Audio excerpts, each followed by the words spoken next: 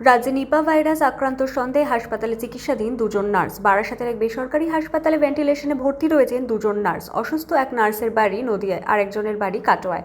এই দুজন নার্সের নমুনা পরীক্ষা পাঠানো হয়েছে কল্যাণী এইমসে। ব্রেন স্ক্যানের নমুনা দেখে নিপা ভাইরাস বলে সন্দেহ চিকিৎসকদের। হাসপাতাল সূত্রে খবর, নিপা আক্রান্ত কিনা তা নিশ্চিত করতে দুজনের নমুনা পুনের ল্যাবে পাঠানো হবে।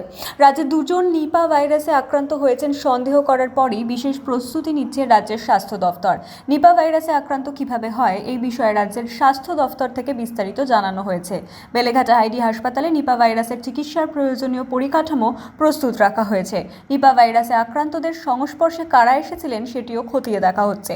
স্বাস্থ্য ভবন সূত্রে খবর, নিপা ভাইরাস একটি জুনোটিক ডিজিজ, যা মূলত বাদুড়ের লালারস থেকে মানব শরীরে সংক্রমিত হয়। বাদুড়ে খাওয়া ফল মানুষ খেলে কিংবা তা থেকে নিপা ভাইরাস ছড়াতে পারে। খেজুরের রস ভালোভাবে না ফুটিয়ে খাওয়া হলেও সেখান থেকেও নিপা ভাইরাসের সংক্রমণ হতে পারে।